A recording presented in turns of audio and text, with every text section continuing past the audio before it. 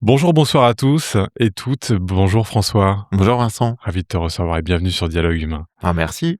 Alors aujourd'hui, j'ai le plaisir d'accueillir François Veillon, qui est photographe et vidéaste dans les Côtes d'Armor. Et puis il est ancien cadre dans le secteur de l'énergie et il a choisi de se reconvertir pour vivre pleinement sa passion de l'image, spécialisé dans les reportages photos et vidéos pour les particuliers et les entreprises. Il travaille en immersion, avec un œil attentif, aux détails, on va en parler ensemble et directement chez ses clients aussi avec une approche vraiment très naturelle. Il développe également, des prises de vue par drone, notamment, voilà, comme un œil du ciel, voilà et avec une spécificité sur l'image. On va en parler ensemble aujourd'hui. La 1re question que je pose à mes invités, c'est comment ils peuvent se présenter dans la façon dont ils le souhaitent, qu'est-ce qui te vient si on devait connaître François Veillon? Ah si on devait connaître François Veillon, voilà, il y a plein de choses à dire. Non, pas tant que ça. Moi, je fais du conseil principalement aujourd'hui, pour les entreprises, conseil en images. Alors on fait le conseil et la production des images. Mmh. C'est le cœur de notre activité. On est plusieurs, dans l'entreprise.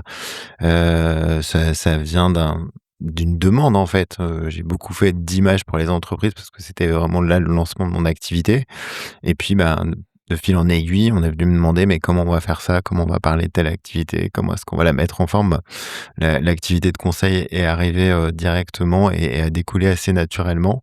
Donc voilà, je dirais, conseil, consultant en images, même si je suis pas forcément un gros fan du terme consultant, c'est un peu trop fourre-tout. Et puis voilà, images, réseaux sociaux, c'est ce qu'on va faire et puis sur les particuliers, ben, la seule activité quasiment que j'ai gardée, c'est le mariage. Même si, plein de vidéastes pros, aiment pas trop, travailler les particuliers parce que, à ce qui paraît, les particuliers, c'est compliqué. Moi, je trouve pas et je reste, amoureux de cette journée-là, qui est vraiment un moment, spécial à part où les gens vont passer par toutes les émotions possibles et Mmh. là, c'est un vrai kiff parce que s'il y a des frissons dès le matin dans les préparatifs, je sais qu'on va passer une très bonne journée et puis j'aime bien raconter des histoires. J'ai fait cette reconversion, cette transition vers, ce qu'était ma passion, justement pour raconter des histoires et les histoires de mariage en font partie, les histoires d'entreprise aussi, puis des fois il y a des très belles histoires aussi, humaines, dans les entreprises donc ça c'est chouette. C'est en quoi l'émotion, c'est un bon ingrédient pour raconter une histoire? Ah bah, l'émotion, c'est ce qui va, permettre de faire passer, alors pour les entreprises, ce qui va permettre de faire passer le message. Enfin, je veux dire, si juste tu filmes des murs vides, des Mmh. salles vides, même si c'est, ton entrepôt, bah, ça raconte pas grand-chose. En revanche, quand tu viens pour dire que, bah, en fait, tu as repris l'entreprise familiale et que tu es au milieu de cet entrepôt-là et que quand tu étais petite, tu étais avec ton père sur la banquette arrière du camion et que vous alliez faire les livraisons ensemble, bah, ça raconte déjà un petit peu plus quelque chose. Mmh. Ça, c'est l'histoire d'une de nos clientes. C'est une des vidéos qui a le mieux marché parce qu'elle raconte vraiment son histoire. Et puis, bah, pourquoi est-ce qu'elle fait ça? Parce qu'aujourd'hui, je dirais les clients, la majeure partie des gens vont acheter, autant un produit, un service que la personne qui le vend et le storytelling, alors même si c'est un terme ultra galvaudé, on y met là aussi, tout ce qu'on veut, bah, quand il est réel, c'est quelque chose qui est très impactant. Mmh. Sur un film de mariage, on comprend ou même sur un film d'événement, puisqu'on fait, de l'événementiel, sportif, culturel, des festivals, ce genre de choses, l'émotion, c'est ce qui transcende, tout de suite l'image. Les gens heureux au concert, qui sautent dans tous les sens, qui vous font des sourires, des signes, des gens qui sont en train de faire une course de 25 kilomètres et on sait pas pourquoi ils font ça, mais quelle idée! Et qui prennent quand même, quelques secondes pour, poser devant la caméra, faire n'importe quoi, des galipettes des fois, enfin c'est Mmh. assez amusant de les voir dès qu'on sort un appareil photo ou une caméra. Bah, ça va rajouter du vivant tout simplement dans l'image et c'est, ce qui permet de faire passer les messages et puis de rendre, la vidéo, soit drôle, soit émouvante à regarder et puis c'est ça qu'on veut. Qu'est-ce qui se passe dans le geste du professionnel quand tu captes dans ton œil, dans ta rétine, qu'il y a de l'émotion en face de toi ou que tu la captes à un endroit de la pièce? C'est quoi l'étape d'après? Qu'est-ce qui se passe dans la demi-seconde dans la tête de François? Ah bah, quand je vois que ça bouge, déjà, faut tout de suite appuyer sur l'enregistreur parce que sinon, ben, une fois que le moment est passé, c'est trop tard, Mmh, mmh si mh. tu l'as pas eu et bah, ça dépend de mon ressenti sur l'émotion. Mmh. Un des premiers mariages que j'ai fait, je parle souvent d'eux et en plus c'est amusant parce que je les ai, suivis dans d'autres aventures après. C'est dès le matin, je sens qu'il y a c'est fébrile, vraiment c'est une famille très soudée et puis je sens voilà les larmes qui coulent de la maman qui est en train de mettre le costume du fils. Je dis: «Là, il se passe quelque chose», sauf que moi j'ai déjà les poils qui Qui qui se s'hérissent. hérissent et je dis: «Bon, Mmh. bah, il va falloir tenir toute la journée maintenant parce que, il y a trop d'émotions là». Mmh. Mais voilà, il faut réussir à capter l'émotion et je pense que c'est là où, ben, le Mmh. professionnel se met en route. Oui. On capte l'émotion, faut en sortir un petit peu pour dire: «Là, il faut capter, vraiment ces moments-là», parce que c'est Mmh. vraiment là l'essence de ce qu'on est en train de filmer. Heu, Quand on est sur un concert, on peut être fan de l'artiste, on peut aimer ce qui se passe, faut surtout pas oublier d'appuyer sur enregistrer parce que sinon il va manquer des trucs. Donc voilà, il faut réussir à profiter. C'est un moment parfois un peu compliqué. Mmh. Profiter du moment parce que c'est aussi un énorme privilège, hein. Quand on monte sur les scènes en Bien sûr. backstage, on a accès à des endroits où le public n'a pas accès, les loges, voilà, des moments un peu privilégiés avec des artistes. Bah, ça c'est assez extraordinaire à vivre, mais il faut vraiment, reprendre une posture professionnelle assez vite Mmh. et bah, toujours savoir, capter les moments qui vont faire la différence. Mmh. Aujourd'hui, c'est vraiment un podcast de passionnés de l'image. Je suis aussi photographe. C'est pas mon métier du tout, c'est une passion. Depuis tout petit, voilà, mon père, développait des photos et cetera et puis j'ai grandi dans le milieu de la communication où j'engageais des photographes avec qui je travaillais. Donc ton métier me passionne, même si j'en ai pas fait du tout une profession. Donc c'est aussi ça qu'on va retracer un petit peu dans l'épisode aujourd'hui. Mais avant ça, avant de parler d'histoire de la photo, avant de parler d'exigences dans le métier, peut-être de l'impact de l'IA aussi dans Mmh. ce métier, de branding et de visibilité et de business pour les dirigeants qui nous écoutent aussi. Hem, j'ai envie de m'intéresser à François. Est-ce que tu pourrais me décrire, heu, ta chambre d'enfance? Qu'est-ce que tu voyais? Ma chambre d'enfance, ah ouais, c'est intéressant ça, hein. Qu'est-ce que j'avais dans ma chambre d'enfance? J'avais Martin Luther King, ça je m'en rappelle très bien, le I Have a Dream, il Mmh. était juste au-dessus.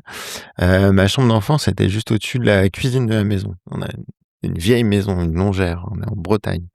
Pas très bien chauffé. Il y avait un trou dans mon parquet, un coin pour que la chaleur de la cuisinière monte dans ma chambre et des fois il faisait un petit peu frais, l'hiver quand même. Ma chambre d'enfance, sur les murs, il y a plein de photos et la tapisserie, c'est des vieilles voitures. Vraiment des très, très vieilles voitures, hein, vraiment on est sur du modèle qui existe plus. Mmh. Voilà, ça c'était, la tapisserie de ma chambre d'enfance. Ma chambre d'enfance était grande parce qu'on longère et puis j'étais, le dernier enfant de la fratrie, mais mes frères et sœurs sont beaucoup plus âgés, donc j'étais vraiment tout seul comme enfant restant. Donc j'avais beaucoup de place. C'est ce qui m'a fait bizarre quand je suis arrivé en CTU, que j'ai vu que j'avais 9 m², ce qui était un tiers de ma chambre d'avant. J'ai dit: «C'est quoi cette histoire? Je ne peux pas vivre là-dedans». Mais c'était très bizarre, c'était à la campagne. On n'avait pas beaucoup de moyens, ma mère faisait des ménages, mon père était, menuisier, charpentier et ébéniste. Un accident l'a fait s'arrêter, un petit peu, avant la retraite et bon, ça a été, compliqué pendant quelque temps. Il lui manquait quelques doigts comme, beaucoup de ses confrères et de l'époque. Un passionné du bois, ni moi ni mes Mmh. frères n'avions, cet attrait-là, donc il y a personne qui a repris. Et moi, c'est aussi, ce qui a forgé, derrière mon envie de capter de l'image parce que je suis pas un manuel et je sais pas faire grand-chose de mes 10 doigts. Par contre, je suis toujours aussi fasciné par les gens qui savent transformer, un bout de bois en meuble ou alors de prendre Mmh. des ingrédients puis d'en faire une recette incroyable. Enfin, tous les gens qui savent vraiment faire quelque chose de leurs mains. Moi, je considère que je sais pas faire grand-chose de mes mains, même, si c'est, peut-être un peu réducteur, mais c'est un peu la vision que j'ai, Mmh. donc je reste passionné par ça. Bien sûr. Dans ma chambre d'enfance, ouais, il y a beaucoup de posters, au mur forcément. Je suis un ado des années 90, donc on va retrouver, tous les très grands artistes de l'époque, hein, il y avait je pense il y avait les Criss Cross parce que, ouais, c'était l'époque, hein, collège, Criss Cross était à fond. Des photos, alors je vais pas redire son nom, c'est Terje Hakensen, qui était un snowboarder incroyable. Donc j'allais de temps en temps à la montagne parce que mon grand frère travaillait en Haute-Savoie et Mmh. C'était, le bon coup pour pouvoir aller, parce que c'était pas du tout des vacances, envisageables financièrement pour mes parents, mais du coup, on Mmh. se faufilait, puis on allait, quand même à Avoria pour skier, puis on se débrouillait pour, pour louer les trucs avec des gars du coin, donc ça c'était chouette. Mmh. Il y avait plein de souvenirs des voyages, puisque, on a toujours aimé ça, et puis des rencontres, beaucoup, mes parents ont toujours été, très ouverts voilà, aux cultures extérieures, beaucoup les pays de l'Est, et voilà, on a des Mmh. amis, tchèques par exemple, ouais, qui des relations qui existent depuis les années 70, donc Mmh. voilà, donc plein de petits souvenirs de voyage, et un peu tout ça dans ma chambre d'enfant. Puis, quelque part, dans ma chambre d'ado, il y a le tout premier appareil photo qu'elle a. Mmh. C'est quoi cet appareil photo? Heu, alors le tout premier de la famille, qui m'a été confié, sur notre premier voyage, on allait dans les Pyrénées, c'était vraiment je devais avoir 10-12 ans. Donc on quittait pas la Bretagne, et là pour le coup, on est allé, dans les Pyrénées, puis il y avait un Kodak Brownie qui était l'appareil de la famille, donc ce gros cube à faire des on regarde par le dessus, bien avant Hasselblad et leurs appareils, ultra chers. Et puis j'ai pu faire quelques photos avec ce truc-là, donc je trouvais que c'était magique, et j'ai dû avoir pour mes 12 ans, et c'était un Olympus, vraiment, l'appareil à pellicule, Mmh. extraordinaire, et j'en ai, alors il a fait sa vie, c'est pas pareil qu'ils sont faits forcément pour durer, puis surtout dans les mains d'un ado, ça dure pas très longtemps. Et j'ai retrouvé le modèle il y a pas très longtemps sur un vide-grenier, et il fonctionne. Mmh. Et nos dernières vacances dans les Alpes l'année dernière, j'ai trouvé des pellicules, j'ai réussi à acheter des pellicules. Je l'ai filé à ma fille de 10 ans, bah, qui va avoir 10 ans, et je lui ai dit: «Bah, voilà, bah, c'est toi, tu vas faire tes photos, et cetera». Et elle a dit quelque chose de très marrant, elle a dit: «Mais on voit pas les photos». «Bah, non, on les voit pas là, c'est un appareil à pellicule, on voit pas les photos». «Ah, mais comment on fait?» Bah, je dis: «Bah, tu regardes dans le viseur, puis t'appuies, puis ça va prendre la photo, et plus tard, après le voyage, bah, on aura l'expérience de récupérer nos images, puis on replongera dans le voyage». Et elle a dit quelque chose de super marrant. Elle a dit: «Alors déjà, on peut pas en faire plein». Bah non, parce qu'il y a 36 poses et pas plus. Et puis du coup, ben, si on peut pas vérifier, faut pas les rater. Et alors là, j'ai dit: «Oui, exactement, c'est exactement ça. Il vaut mieux pas la rater, parce que de toute façon, tu vas pas pouvoir contrôler tout de suite, donc tout se Mmh. passe à la prise de vue». Bon, 10 ans, Ouais, voilà, on verra. ouais, ça promet, Ça promet. ça promet. Est-ce que tu te souviens, de ce que tu voulais devenir quand tu avais, 7 ans? Quand j'avais 7 ans, je voulais être, pilote, d'avion, Mmh. d'avion de chasse. OK. Ouais, c'était vraiment Bon, aujourd'hui, pilote de drone. ouais, c'est pareil. Ouais, j'ai pas le droit de piloter des avions. C'est ce qu'ils m'ont dit, j'ai pas le droit. Ouais, il y a un truc avec les yeux, il faut une vision exceptionnelle, enfin, Mmh. il y a pas que ça, mais il y a vraiment plein de choses. J'ai un tout petit truc, donc pas le OK. droit. Et à quel moment tu t'es dit, «J'ai envie d'être photographe, j'ai envie de faire des images»? Je pense que je me le suis dit assez tôt, mais c'était pas un vrai métier. Heu Mmh. Pour qui? Pour plein de gens, pour plein de gens, et Mmh. puis, voilà, après la vie fait que, voilà, tu as des expériences, des choses, et puis tu laisses ça de côté, et puis tu essayes voilà, de faire ce qu'on attend de toi un peu, hein. Moi, j'ai toujours été un petit peu bon élève, et voilà, je suivais Mmh. le truc, mais ouais, assez tôt, parce que, j'ai été, très vite fasciné par plein d'images. Je me disais que c'est extraordinaire, enfin, je pense, dans beaucoup, on voit la vie des, reporters, des grands reporters qui traversent le monde et qui ramènent des images incroyables. Mmh. Bon, c'est, Steve McCurry, des gens ouais, un petit et peu ouais, exceptionnels. forcément, Steve, c'est le Graal. C'est le Graal, Il y c'est a pas clair. il y a pas mieux que ce regard, incroyable qu'il a Oui, capté, qui a fait le tour du monde. incroyable. Quand on a une image comme ça, qu'elle est connue de tout le monde, les gens connaissent la photo, mais ça fait pas forcément qu'ils l'a prise, Mmh. mais ils ont déjà vu cette image-là, ils la connaissent. Il y a quelques photos comme ça, dans l'histoire de la photographie, qui marquent les esprits, qui marquent, tout le monde, toute la planète l'a vue, cette photo-là. Il y en a une ou 2 qui te viennent en tête comme ça, Voilà, elles sont quand pas forcément super drôles. Heu, il y a évidemment celle, de voilà, ce regard, oui. profond, de Steve McCurry, et voilà, j'ai vu tout le documentaire qui lui est consacré. C'est une vie incroyable.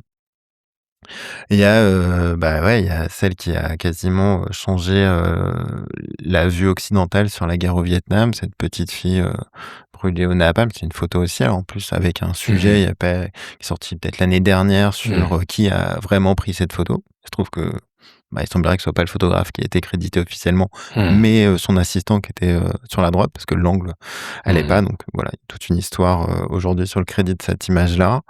Il y a évidemment tout ce qui est, douaneau, avec, bon, les amants du Pont-Neuf, enfin c'est les amants si, c'est les amants du Pont-Neuf, Mmh. si Oui, il me je semble. pense pas me tromper, mais en tout cas, c'est ce baiser, dans Paris, Mmh. pris à la volée, voilà, vraiment tout un style, Mmh.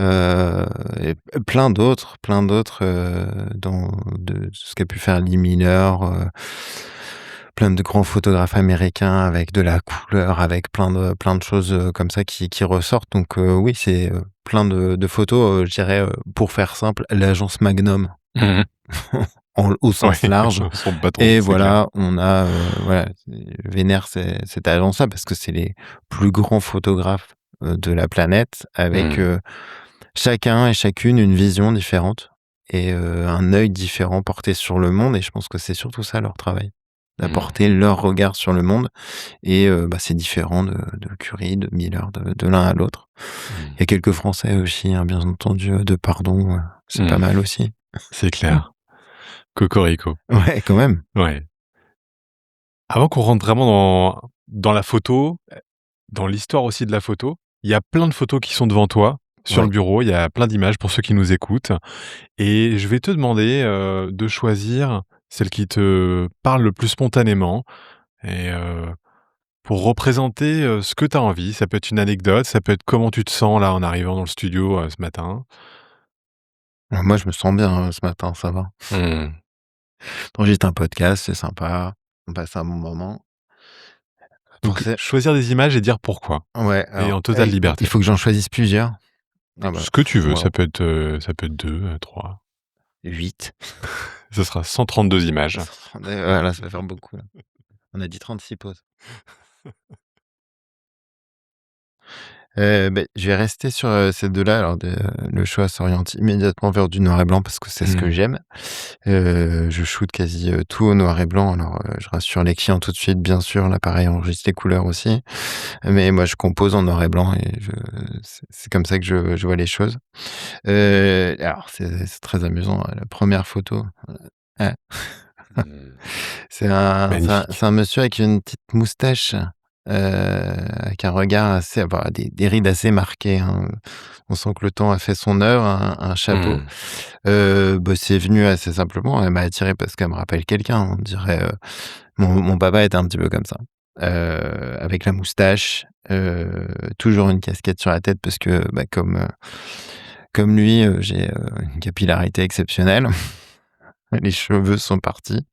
Voilà, il y a de la profondeur là-dedans et puis il y a Mmh. toute une histoire de vie, tout de suite dans le regard là Et le de regard est ce très monsieur. Ouais, puissant. ouais, on sent qu'il lui est arrivé plein de trucs. Mmh. Donc ça marche très, très bien comme image et c'est profond. C'est juste un instant qui est très bien pris.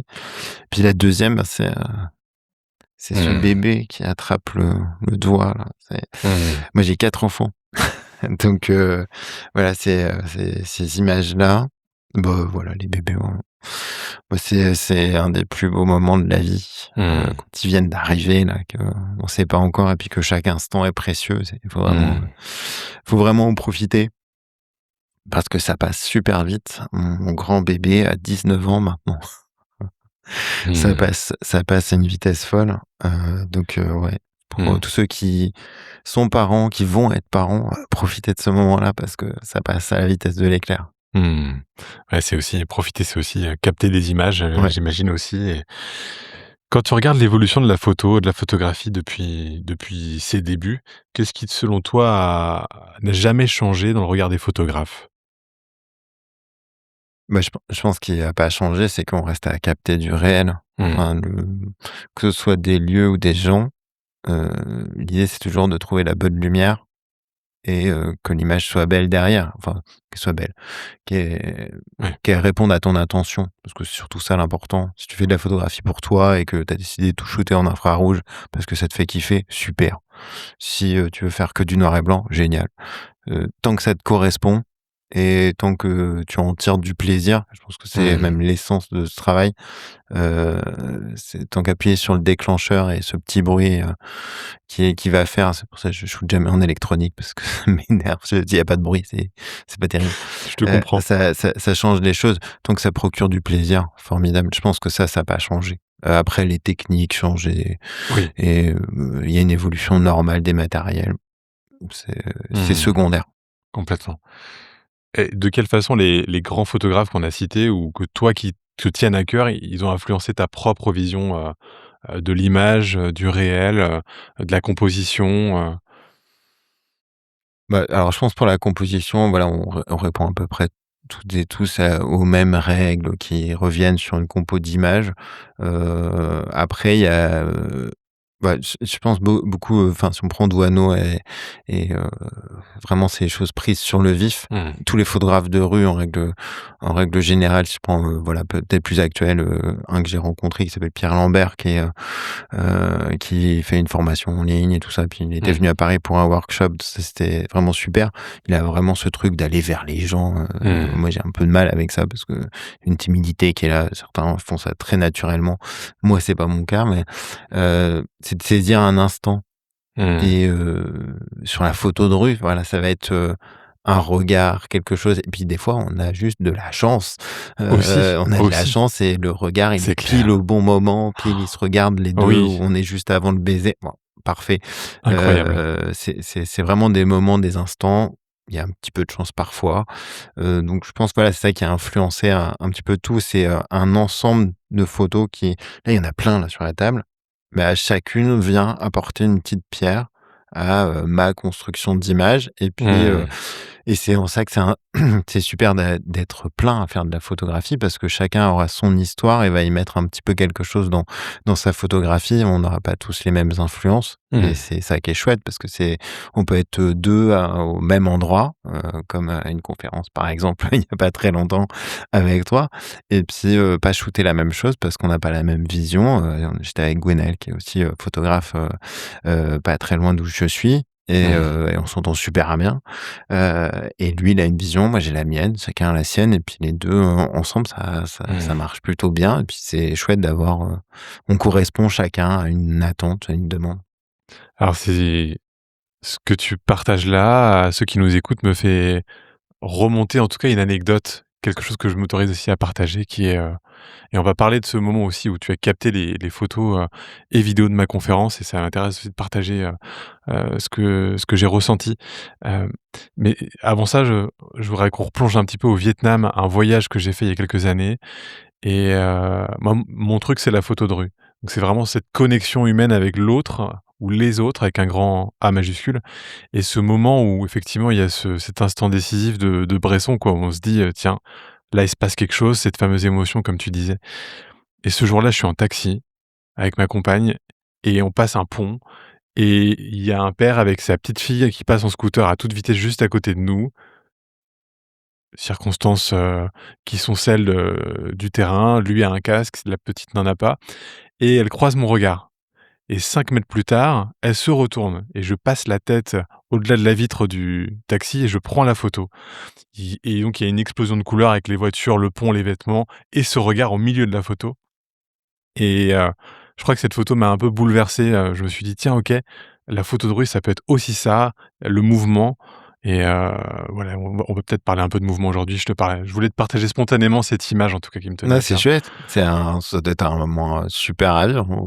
En plus, ça peut être sympa à filmer parce que la tête en dehors du taxi, Ouais, alors oui, ça aurait pu on être, a on a des images, tout de suite en tête, quoi. ça aurait pu en tout cas, hem, qu'est-ce que pour toi la photo raconte de notre époque? On va aussi parler de l'évolution de la photo. Qu'est-ce qu'elle raconte de notre époque, aujourd'hui? Alors aujourd'hui, c'est intéressant l'évolution. Comme je disais, j'ai donné un petit appareil, argentique à ma fille, et puis il y a 36 poses dessus, et puis on n'en Mmh. fera pas plus. Aujourd'hui, si je prends mon téléphone, il doit y avoir 70 000 photos dedans. En étant photographe, catastrophe. Mais on photographie tout aujourd'hui. Mmh. Tout et n'importe quoi surtout, hein. Le plat qu'on va manger, le menu du restaurant, le meuble qu'on va choisir ou la référence du meuble qu'on va choisir dans chez un grand fabricant suédois. Mmh.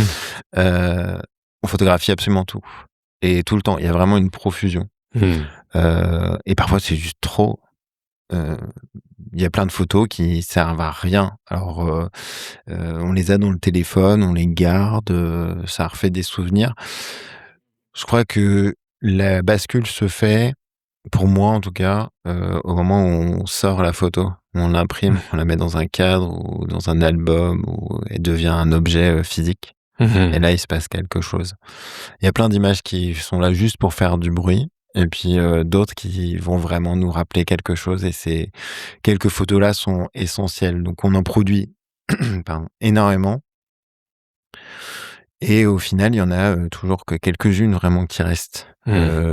Je parlais des mariages tout à l'heure, mais c'est très vrai sur les événements aussi. Sur une journée de mariage, on peut sortir, je sais pas, 500, 600, 1000 photos, peu importe et puis il y en a 5 Mmh. qui sont les bonnes, qui sont celles qu'il fallait vraiment pas louper ce jour-là et qui racontent toute la journée. Alors, oui, c'est sûr, si je livre 5 photos aux mariés, ils vont faire la tête. Mais dans le lot, je le sais déjà Oui, qu'il y il en y a a une que sélection. quelques-unes qui vont se faire. J'en parlais avec, William, Gézéquel, qui est photographe à Nantes, il y a pas très longtemps, justement sur l'événementiel. C'est sa Mmh. spécialité à lui aussi et on disait: «Bah, voilà, sur, l'ensemble des images, c'est très bien. On en livre plein et puis il y en a une toute petite partie qui vraiment vont être diffusées, vont servir et puis les autres, elles remplissent des disques durs». Mmh. Heu et parfois, il y en a peut-être un petit peu trop et on peut se poser une question du sens de notre, activité quand, la majeure partie de ce qu'on fait sert pas. Donc sur l'événementiel, c'est souvent le cas. Pour les entreprises, c'est différent. On produit des banques d'images avec un objectif derrière. Il y a une intention. On sait pourquoi on fait les choses. Donc les images serviront à quelque chose derrière. Mais Mmh. et parfois pas toutes, mais c'est dans ce sens-là. Mais je pense que c'est la profusion qui fait que, aujourd'hui, on pense, n'importe qui peut être, photographe et tant mieux, hein, si vous pensez que vous pouvez faire des photos et que mais il y a une petite différence entre le faire et le faire professionnellement et répondre à une attente. C'est pas la même contrainte. Mmh. Demain, je serai sur un mariage, ce sera un mariage de vendredi, Mmh. pourquoi pas? Bah, l'attente, elle est pas la même. C'est Mmh. pas la même que si, le cousin Kevin fait, quelques photos avec son iPhone ou son smartphone, heu, ça va pas être pareil. Ça va être Mmh. différent, puis, il y a clairement une différence d'appareil aussi, mais, Oui, oui, il y a l'aspect technique, il y a l'œil du photographe et puis comme tu dis, il y a l'attente, du commanditaire. Effectivement, on va pas aller, avec l'iPhone, de Kevin, on embrasse tous les Kevin, chez évidemment, on va pas aller chez Airbus, avec l'iPhone, pour photographier la 380, ça passe ou pas. les entrées d'air à Nantes. On embrasse les équipes de Nantes aussi. Mais effectivement, ouais, il y a des et puis il y a l'intention du photographe aussi, Mmh. comme tu dis: «Tiens, qu'est-ce que je décide de mettre en œuvre au service de mon client?» Et justement, là, on parlait tout à l'heure d'instant. Comment toi, tu te reconnais dans la notion de d'instant décisif de Henri Cartier-Bresson? Comment est-ce qu'on reconnaît ça? Bah, c'est justement, c'est ce que je disais tout à l'heure. C'est, vraiment, sur de la photo de rue ou sur, un événement.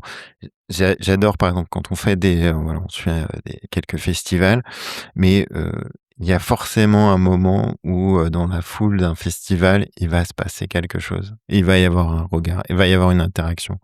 Je me rappelle avoir fait des photos, il y a peut-être 3 ans ou 4 ans, à Bobital, Mmh. comme ça. Alors j'étais pas, commandé par le festival, mais partout où je vais, j'ai un appareil photo, c'est bizarre et Étrange. alors très naturellement, les gens voient un appareil photo, ils sont déguisés, c'est la fête, donc ils veulent poser et puis il y avait ce couple qui était là, mais j'étais super loin, j'avais un téléobjectif, donc j'étais vraiment très, très loin d'eux et ils m'ont pas vu et vraiment c'est l'image, elle est exceptionnelle, donc c'est vraiment cet instant-là, pas un autre. Tu nous la racontes? Ouais, c'est vraiment je les ai vus, tous les 2, ils étaient vraiment très proches, très complices. Il y avait vraiment un moment où il y avait un vide autour, le public était un peu plus loin, et puis le soleil se couchait, donc on est vraiment sur, l'heure dorée, c'est parfait. Non mais les rayons du soleil et ils s'embrassent. Waouh!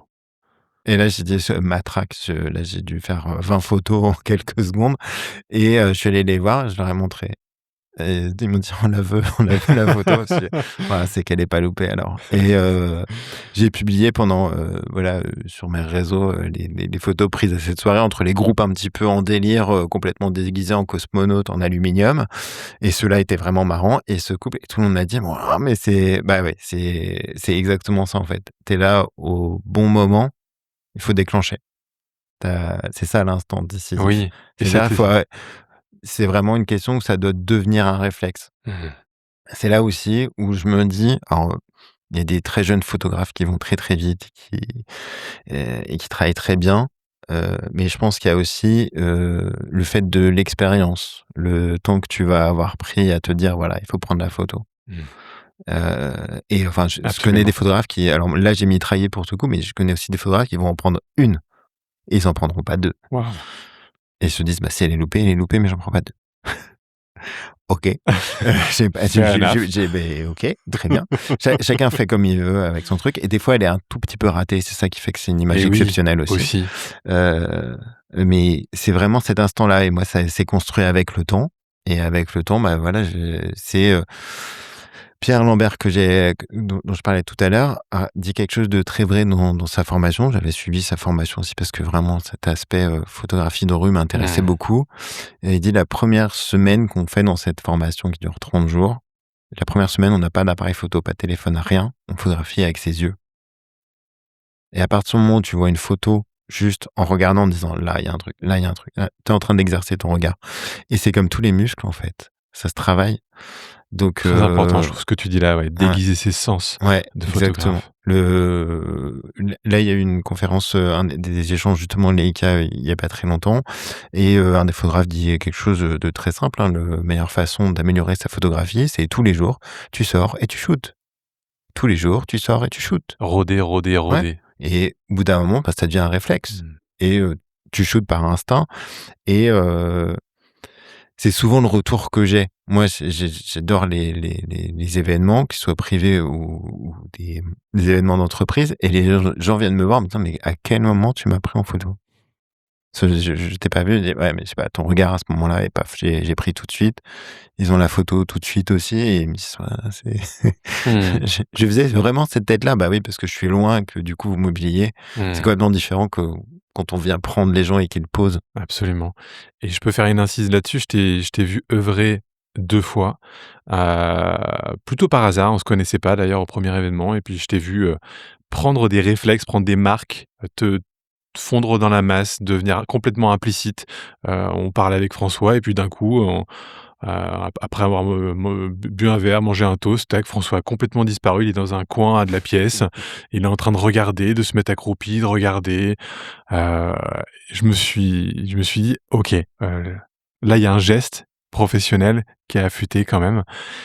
Et puis moi, j'ai passé la moitié de la soirée à observer le photographe du coup, que tu étais en me disant: «Tiens, déjà ça me rappelle quelqu'un», sauf que là, c'est un professionnel et j'ai vu le résultat effectivement qui est assez bluffant, qui est très naturel, très spontané et voilà, il y a rien de calqué et puis pour le deuxième événement, effectivement, c'est lors de ma conférence à Guingamp, à l'En Avant Guingamp et hem et donc là aussi, je t'ai vu à l'œuvre, avec quasiment, 100 personnes et puis, des ateliers, voilà et puis photographier de la spontanéité, avec cet œil justement, cet instant décisif donc je suis ravi de t'avoir aujourd'hui Ah, merci beaucoup. pour échanger de ça. Tout à l'heure, tu parlais des groupes aussi et du côté fun dans Oui, la photo parce que la photo a une gravité, mais peut aussi avoir de la légèreté et oui. on pense peut-être aux photos d'Elliot Erwitt, qui ont souvent une touche d'humour. Comment est-ce que toi tu fais émerger l'humour ou la légèreté dans une photo? Ouais, ça, d'humour ou de la légèreté dans une bah, ça va être sur les expressions du visage, Mmh. heu, où là, alors pour le coup, faire une seule photo, c'est un peu compliqué Oui. parce que, le visage change, tellement de fois en si peu de temps que d'une seconde à l'autre, l'émotion que tu te dégages est pas du tout la même Et puis sur un éclat de rire, tu peux vraiment avoir, voilà, la seconde où c'est super et puis la seconde d'après où c'est un peu plus la grimace et tu pas Absolument. vraiment envie de livrer cette photo-là parce que la personne va pas être contente, elle a un œil qui part de travers, c'est pas ou alors vraiment, avec plein d'autodérision, ça peut marcher, mais il faut connaître un peu les gens du coup. Hem, mais vraiment c'est ça, c'est aller Mmh. chercher, le moment où il va y avoir de l'interaction. Ça aussi, c'est, savoir lire les conversations à distance, souvent ça, où il y a un échange et tu sens qu'il va se passer quelque chose parce qu'il va raconter une bonne blague, parce qu'il va et que le sourire Mmh. commence à se dessiner, tu sens que ça va partir, c'est là, faut être prêt et là et on va mettre de la légèreté, de l'humour et c'est ça qu'on va retrouver sur beaucoup d'images qu'on fait. Alors, je fais beaucoup de reportages événementiels en pro, donc soit des conférences, des remises de prix, des parfois des trucs, pas fun. On va pas se mentir non plus. Quand ça dure 1h30 de remise du prix, du machin, de Mmh. l'entreprise, de la non, c'est pas fun. Ou alors faut vraiment y mettre des trucs. J'ai fait des journées entières avec des comptables, c'est pas toujours fun. On embrasse tous les comptables. On pense à eux. Il y avait une troupe d'impro qui venait pour, voilà, toutes les demi-heures histoire de remonter un petit peu la sauce. Ça, c'était bien. Ça, c'était rigolo, mais quand ils parlaient de compte de résultats, c'était moins fun. Facture électronique. Hop Wouhou! là! C'est la blague de Michel. Non, non, mais bah, il y a ces moments-là où, on va quand même récupérer un éclat de rire, on va avoir un sourire, un regard complice, une intention. Bah, c'est ça qu'il faut capter, qu'il faut Mmh. rendre, parce que sinon les autres images, elles servent pas à grand chose et c'est ça qui est amusant parce qu'on arrive à aussi avoir, bah, tous ces moments-là, même sur des moments professionnels et de capter ces images-là, là, on y met de la légèreté. On va parler aussi de noir et blanc, de Leica, de couleur et justement, il y a un photographe qui nous vient peut-être à l'esprit, c'est Joël Meyerovitch, qui a aussi bouleversé, alors c'est assez commotionnant son travail sur la photo couleur. Toi, comment tu choisis entre noir et blanc et couleur? Alors comme je disais, moi je shoot les mes 2 appareils sont réglés, shoot, noir et blanc permanent en contraste haut, donc le HC de Leica en permanence. Ça, c'est il y a un enregistrement donc pour les techniques, et en Logipix, j'enregistre systématiquement comme ça et derrière, bah, la couleur s'enregistre aussi puisqu'on fait double enregistrement. Mmh. Moi je shoot que comme ça. Je je sais pas pourquoi, mais je suis, toujours attiré par la profondeur du noir et blanc. Je trouve que alors, le problème, c'est que j'ai la citation, mais j'ai plus le nom du photographe qui l'a dit et ça m'embête beaucoup parce que j'ai envie de pouvoir le dire. Les auditeurs C'est retrouveront, ça, pourront le ouais. mettre en commentaire. Voilà et on arrivera à trouver, mais il y a donc un photographe, je sais plus s'il est chez Magnum lui. Il dit en fait, je vais peut-être même pas avoir la citation exacte, Ouais. il dit en fait que quand tu shootes en couleur, tu photographies les vêtements des gens et que quand tu shootes en noir et blanc, tu shootes leur âme. Waouh! Tu captes les Ah émotions oui. beaucoup plus, la lecture. Ce monsieur-là, que j'ai choisi dans les photos, il est en noir et blanc et c'est pour ça il y a plein de photos couleurs, mais tu vois, je me suis naturellement dirigé vers les noirs et blancs. Absolument. Heu, il y a quelque chose qui passe dans le regard et je pense que si on avait eu des couleurs autour, Mmh. bah, on aurait peut-être perdu un petit peu ça. Oui. Alors évidemment, Ouais. si on pense à la jeune fille afghane et son regard profond, évidemment qu'en noir et blanc, ça aurait pas marché pareil. Et là, c'est vraiment la couleur de Mercury qui change tout. Mmh. Mais après, c'est chacun sa lecture. Si on repense, bah, du coup à Douaneau et à ce baiser magique, ça marche parce que c'est en noir et blanc. Parce qu'on est vraiment focus sur les gens et sur l'émotion et ce moment-là. Mmh. Donc moi, je préfère toujours shooter en noir et blanc, me garder la couleur bien entendu parce qu'on va faire des sorties en couleur aussi. Mais des fois, là, juste la photo en noir et blanc raconte plus de choses que la Mmh. photo en couleur. Je trouve qu'il y a moins de distractions. Ouais, je partage à 100. Je partage à 100. Quand toi, tu rentres dans une salle et que tu dois effectuer un reportage, quand tu f le 1er pas de François foule le 1er carré de moquette dans la salle ou peu importe, les matériaux, sur quoi ton œil se porte, ton œil attentif? Alors sur les endroits, quels qu'ils soient, je prends toujours un temps, j'essaie d'être là avant tout le monde. C'est pas toujours possible, mais voilà, Mmh. j'essaye et de s'imprégner du lieu. Regarder un petit peu la configuration, comment ça va être, comment les gens vont se placer, la taille de la scène, et assez naturellement, bon, je sais pas si c'est, voilà, l'expérience, l'entraînement, mais Mmh. le regard va se poser sur les angles qui sont les bons, les endroits où il va falloir se mettre comment est-ce que je vais naviguer d'un endroit à l'autre? Parce que ça, c'est vachement important sur les événements, de penser à la circulation.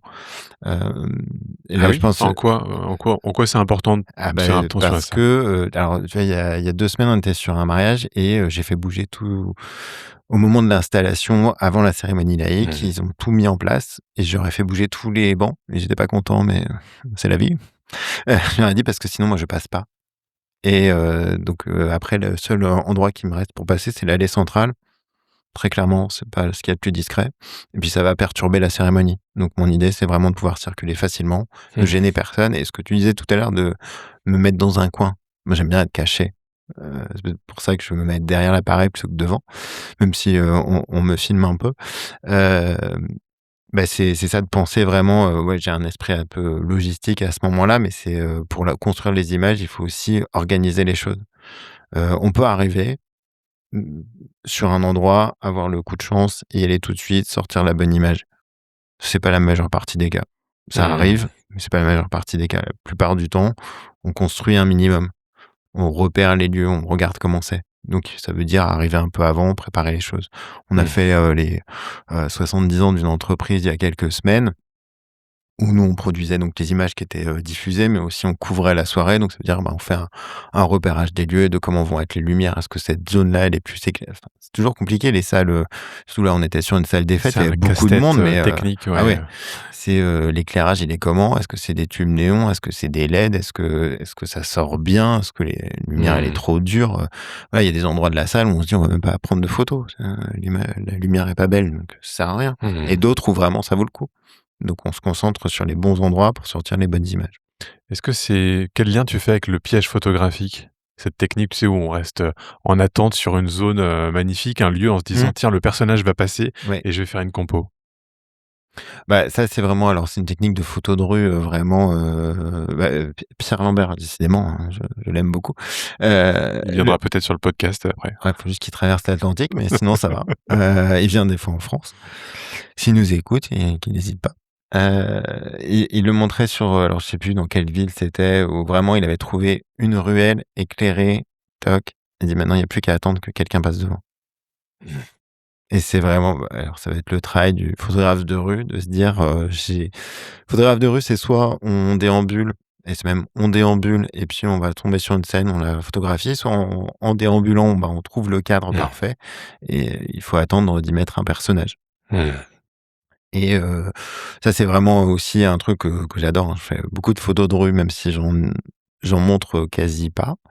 J'en ai une d'imprimée, dans mon bureau, mais c'est tout le monde me dit: «Elle est super chouette et tout», mais j'ose pas, faut peut-être que ça viendra un jour. Tu peux nous la Bah, décrire peut-être cette photo? c'est, 2 filles, dans une rue à Paris et c'est typiquement l'époque, hein. C'est, il y en a une donc je pense qu'elles ont la vingtaine. Il y en a une, donc elle marche côte à côte en se tenant, voilà, bras dessus, bras dessous et il y en a une qui lit ses messages sur son portable pendant que l'autre prend un selfie comme ça de l'autre qui est du pas du tout dans l'action. Je me dis: «On est vraiment sur le stéréotype de» c'est c'est notre vie quoi maintenant. On est sur Oui, l'écran, à côté absolument. de quelqu'un qui est aussi sur un Ouais. écran pour faire une photo d'un truc où on n'est pas du tout en interaction J'ai et j'ai trouvé ce moment amusant et du c'est coup je l'ai génial. imprimé. Ça témoigne, c'est presque une photo, oui, c'est presque sociologique, de Ouais, notre époque, c'est ça. du TAA, le trouble de l'attention à l'autre, dans la rue. C'est comme 2 personnes qui se foncent dedans en regardant leur téléphone, dans Exactement. la rue, des scènes qu'on peut voir aujourd'hui. Ouais, ouais, c'est les scènes qu'on voit un petit peu partout.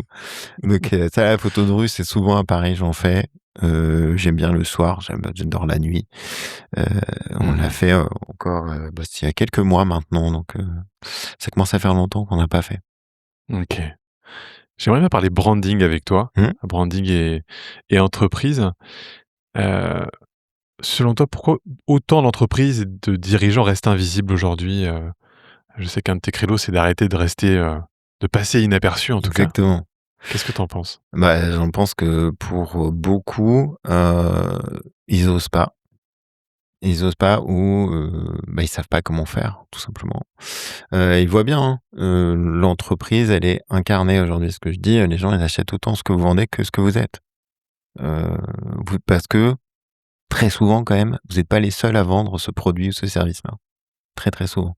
Si vous êtes vraiment le seul sur votre marché, il y a 2 options. Soit vous êtes un génie, soit vous êtes à côté de la plaque. Il y a pas d'autre possibilité. Soit vous êtes en avance sur tout le monde et c'est super, vous avez l'idée, du siècle que personne n'a eu avant vous et vous êtes le seul à faire ça et là, forcément, rien que ça, vous êtes reconnaissable immédiatement. Bah, soit, si personne le fait, c'est peut-être juste parce que ça marche pas, et que donc il faut peut-être passer à autre chose. Pour ce qui est du branding, de la mise en avant, bah, oui, c'est, l'entreprise, elle est incarnée. On le voit bien aujourd'hui avec, plein de grands dirigeants qui se mettent en avant et qui montrent et qui parlent de, leurs produits, leurs services. Mais c'est pas seulement le dirigeant, c'est aussi les équipes. C'est, les gens qui travaillent dans les entreprises. On travaille pour des garages, pour des hôtels, pour des restaurants. L'idée, c'est évidemment de faire parler les dirigeants parce que pourquoi est-ce qu'ils ont créé cette entreprise-là? C'est quoi leur but derrière? À quoi ils voulaient répondre? Qu'est-ce qui les a motivés à le faire? Pourquoi tu te lances dans la galère de l'entrepreneuriat? Très clairement. Et puis derrière, d'aller chercher les salariés pour leur dire: «Mais pourquoi tu bosses pour eux? Mmh. Qu'est-ce qui te plaît dans ton job?» Parce que ça raconte toute la vie d'une entreprise. Mmh. Ça sert à recruter. Recruter de nouvelles personnes. Il y a pas de meilleur ambassadeur que ses propres salariés, à condition de les laisser parler honnêtement. Si c'est pour faire une vidéo, marque employeur, on a mis un baby-foot, une corbeille de fruits et avoir un texte récité face caméra, le faites pas. C'est contre-productif, les gens qui vont regarder vont se demander à quel moment la blague s'arrête. Ça fonctionne pas. Mais quand vous allez faire du recrutement, en même temps, vous faites de la vente. Quand vous faites de la vente, en même temps, vous dites quelque chose sur votre entreprise qui va attirer des personnes à venir travailler avec vous. Donc c'est un écosystème de médias Mmh. que nous on met en place, mais qui doit être réfléchi. Il y a beaucoup qui osent pas parce que, bah, ils ont peur d'être ridicules sur les réseaux sociaux, ils ont peur du bad buzz, ils ont peur que ça se passe mal et puis malheureusement, on a le cas avec une entreprise avec laquelle on travaille à Saint-Brieuc, on a du mal à faire passer, les salariés à l'image. Donc pas tous, on en a quelques-uns, mais pas tous, parce qu'il y a un des concurrents qui a un community manager, je sais pas qui c'est, mais qui suit toutes les tendances. C'est-à-dire, tous les trucs qui marchent sur les réseaux, il les fait faire aux salariés et quelque part, c'est un petit peu ridicule. Il y a des trucs qui Mmh. vont pas du C'est un tout. petit peu en boîte comme tu disais tout à l'heure. Ouais, c'est ça, tu dis: «Bon, Bon OK, trending 2026, moi, on va suivre la bullet point tendance numéro parce 3. qu'alors, du coup, on fait tous une danse» et les salariés me disent: «Bah non, si c'est pour faire l'imbécile sur les réseaux sociaux, ça m'intéresse pas» et je le comprends. Bien sûr, ça l'intéresse pas qu'on se moque de lui dans la rue. Mmh. Que ses collègues ou que les concurrents disent: «Ah, tu vu sa tête à celui-là?» Non, Mmh. ça marche pas, donc on peut pas faire tout et n'importe quoi juste parce qu'on a une entreprise et qu'on veut de la visibilité. Il faut que ça ait un sens quand même derrière. Donc tout ça, bah, il y a des pièges, il y a des écueils et je pense pour beaucoup de dirigeants, bah, ils se disent: «Bah non, si j'y vais et que je me plante, ça Mmh. va pas bien marcher» et puis d'autres, c'est un monde, voilà, des gens qui ont monté leur entreprise il y a des années, le monde des réseaux sociaux et de la communication aujourd'hui, il leur est complètement étranger. Ils savent Mmh. pas comment ça marche et la mauvaise solution qu'ils ont trouvée, c'est de se Mmh. dire: «Bah, je vais demander au stagiaire ou à l'alternant qui est là pour, 3 semaines, heu, ou pour 3 mois, de s'occuper des réseaux». Bah oui, il est jeune, il sait comment Mmh. ça marche. Bah, ça, c'est la pire idée Ça peut être un possible. écueil aussi? Ah ouais, ça peut être un écueil, complet.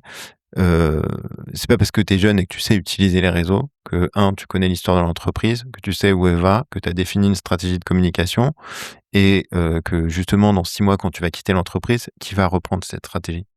Mmh. Ou alors c'est un nouveau qui va arriver, qui va avoir une nouvelle vision, il va rechanger quelque chose, mais le client au final qui regarde les réseaux de l'entreprise, bah, il se dit: «Ah, un coup c'était comme ci, un coup c'était comme Un ça». petit peu C'est incohérent ou ouais, c'est peut-être trop déconstruit peut-être, bah, à partir du moment où tu ouais. romps la confiance, où tu Mmh. romps la cohérence, Mmh. ça ne donne pas envie d'aller vers ton entreprise, de venir dans ton magasin, dans ton hôtel, dans ton restaurant, dans ta société qui produit, quel que soit le service ou le produit. Mmh et en tant qu'ancien DIRCOM, ça me parle aussi ces choix, ces erreurs, Mmh. ces écueils, oui. Donc c'est quoi finalement si tu avais 3 clés d'une photo, on va dire réussie pour un dirigeant, une photo, corporate, heu ou une stratégie branding, qui serait réussie? Ah bah, la photo, corporate ultra réussie, c'est, debout avec une belle lumière et les bras croisés avec un trois quarts. Un trois Ça, quarts. c'est celle qu'on voit absolument, partout. Qu'on fait, hein, de temps en temps. Très honnêtement, elle est dans le lot. Maintenant quand les gens Mais viennent, mais je leur fais faire celle-là parce qu'ils sont contents de me la faire et puis qu'elle mmh, servira sur les cartes de elle visite. sert, oui, Voilà, à certains endroits. elle sert. Mais moi je vais mettre les gens en situation. On va simuler. Quand on n'a pas, Mmh. voilà, quelqu'un qui se lance, Ouais. j'en avais une qui est venue au studio et il y a quelque temps, parce elle se lance dans les RH. Bon, bah, elle se lance, elle a pas encore de clients, elle a pas encore de trucs, donc on va faire semblant d'eux. Donc on va l'installer sur ses positions de travail. Alors, quand on vend de la prestation intellectuelle comme ça, c'est souvent un bureau avec un ordinateur et puis, ben, voilà, on va mettre, des figurants. Donc en général, c'est mon les les gars de mon équipe qui font, office de silhouette. On voit un petit bout d'épaule, donc elle discute avec quelqu'un et puis je les fais entamer des conversations, parfois complètement ridicules. Mais justement, là, on va chercher un peu de légèreté, voilà, on arrive à sortir et puis il y a bien un moment où le vrai sourire, il va sortir. C'est Mmh. exactement ce que je fais aussi quand on capte les interviews, en vidéo et qu'on en fait des petites vidéos. Mmh. On a les 10 premières minutes où, on a cette posture, on est Les épaules un peu crispées. voilà, on est crispé, on n'ose pas, on se dit: «Ah là, c'est important, c'est pour la com, faut Ah, vraiment pas que je loupe faut ces pas que je vidéos, faut pas loupe. que je loupe, pas que J'ai je peur loupe. de faire Qu'est-ce des qu'il a photos en dit même là? Ah, j'ai temps. oublié, Oh là là. je sais plus» et voilà et quand ça commence à se relâcher et que je sens qu'ils sont détendus, là, on va pouvoir commencer, Mmh. à vraiment travailler et aller chercher les vrais messages et les gens finissent par parler comme ils parlent dans la vraie vie. J'entends que c'est aussi toi qui initie cette Ouais, détente. ouais. D'une part aussi avec les sujets, avec, ouais, c'est intéressant ça aussi Je parce pense que que c'est l'essence même de notre travail. mmh. On n'est pas là pour faire des images, on est là pour, travailler avec l'humain Mmh. et rendre ce moment que plein de gens aiment pas, un peu plus facile. Il m'est arrivé de voir 2 types de photographes arriver en entreprise, dans des grands groupes ou des TPME aussi bretonnes et de voir le photographe qui va arriver, peut-être pro technique, mais qui va justement délaisser l'humain et puis l'autre photographe qui a intégré cette variable, ce facteur humain et qui va être capable de détendre, de détendre l'atmosphère, mais subtilement, Mmh. d'une manière un peu suggérée, mais qui va capter du coup des images, ben, de haute valeur ajoutée. C'est ça. Bah, je pense que la technique, elle est juste au service de l'image. Mmh. Bien sûr, on a besoin de technique, hein, évidemment, sinon ta photo, elle est foutue. Mais voilà, c'est juste au service d'eux. On parlait des drones tout à l'heure, c'est juste, la vue, elle est, si elle est utile, si c'est utile de la faire, on la fait. On la Mmh. fait pas juste parce que ça fait plaisir de faire voler un drone, même si ça fait très plaisir. Heu, mais si l'image, elle sert à rien, elle sert à rien. Ouais. Ou si elle dessert, ce qui peut être pire, Mmh. bah, il faut pas la faire, hein. Mmh. Vraiment, c'est un petit peu le sujet où, je disais tout à l'heure, dans nos téléphones, on a vraiment des milliers et des milliers d'images et si on revient sur les entreprises, bah, beaucoup savent qu'il faut produire de l'image et les mettre sur les réseaux sociaux pour qu'on ait de la visibilité et cetera. Oui, mais pas n'importe comment et pas à n'importe quel prix. Mmh. Quand tu vends des produits un peu haut de gamme, tu as des voitures à 80 000 €. Faire les images à l'iPhone et les mettre sur Instagram, je suis pas sûr que ça serve vraiment l'image de ta concession. Mmh. Heu, il faut y mettre faut que ce soit en cohérence là encore. Heu, c'est pareil, enfin, sur un grand hôtel, sur un grand restaurant, enfin, on voit bien, il y a plein de chefs aujourd'hui qui vraiment s'entourent de très bonnes équipes. Il y a les équipes de Studio 23 par exemple qui font de l'image pour plein de gens et qui rendent des choses. Nous aussi on en fait, hein, mais en tout cas, eux, j'ai déjà vu plein de fois leur travail, il est exceptionnel. Mmh. Eh bien, ces images-là, renforcent tout simplement la crédibilité, l'autorité du chef. On sait que c'est, l'autorité, je parle de l'autorité sur son marché, hein, pas son autorité en Bien cuisine. sûr. Heu, Bah, ça renforce juste l'image, luxe, qualité, Mmh. engagement, exigence qu'on va avoir et qu'on va retrouver dans les assiettes ou dans les lieux où là où on va. Bah, avoir une image professionnelle, c'est ça aussi. Heu, Faire de l'image parce qu'il faut faire de l'image, quelle perte de temps, hein, ne le faites pas si c'est pas votre métier, vous allez passer 10 fois plus de temps que nous à le faire. Mmh. Ouais, ce que tu dis, ouais, souligne vraiment au stabilo le besoin de cohérence, dans les images Mmh. par rapport au marché et sur lequel on est placé en tout cas et ouais, c'est très intéressant. On va parler aussi de l'IA. L'IA arrive, assez rapidement, on a vu des bouleversements, algorithmiques aussi arriver. Comment toi tu perçois l'arrivée de l'IA dans l'histoire de la photographie? En quoi l'IA, est-ce qu'elle change notre rapport à l'image, au réel, à la perception? Ah, c'est la fin du monde. Très bien, fin de podcast. Merci de Voilà, nous avoir c'était sympa, écoutés. merci à vous tous. On vous laisse avec, Claude, ChatGPT et Gemini qui vont terminer ce podcast pour Qui nous. vont capter nos voix et qui vont les reproduire. Mais évidemment, c'est ça qui va se passer. Je pense l'IA, c'est la révolution, technologique le plus importante depuis internet. Tout simplement, hein. Internet a changé nos vies, Mmh. l'IA va continuer de changer nos vies. Heu, on entend beaucoup le discours: «C'est un outil, c'est un truc». Non, arrêtez tout de suite, mettez les 2 pieds sur le frein. C'est pas du tout un outil, c'est ce qui va bouleverser le monde pour les années à venir. C'est ce qui va mettre au chômage plein de gens. Très clairement. Aujourd'hui, il y a plein de métiers, fonctions, supports et cetera qui sont déjà remplacés par l'IA, on le voit dans les grands groupes, donc oui, ça va être un bouleversement, oui, ça va être un chamboulement. On voit même l'arrivée d'employés IA, Ouais, il y a des qui sont employés IA, il y a des, services, de réponse téléphonique IA, enfin, il y en a pour, tous les goûts et à toutes les sauces. mmh, Heu, alors, si on regarde un petit peu comment ça fonctionne, bon, bah, écologiquement, c'est pas ouf. Ça va consommer de la ressource, autant que quasiment tous les pays de la zone Europe, donc mmh, formidable. Je pense qu'on a vraiment besoin de dépenser encore plus d'énergie pour ça. C'est, ce que j'entendais il y a pas très longtemps dans une conférence, c'est on s'étonne d'un truc qui assemble des mots les uns après les autres pour répondre à un autre truc qui assemble des mots les uns après les autres et on trouve ça génial. OK. Je suis pas sûr que créativement on y gagne beaucoup, mmh, parce que l'IA ne fait que copier, hein. L'IA n'est pas en capacité de créer. Elle va copier, tout ça. Alors évidemment, on peut blâmer autant qu'on veut, l'IA dans le monde de l'image.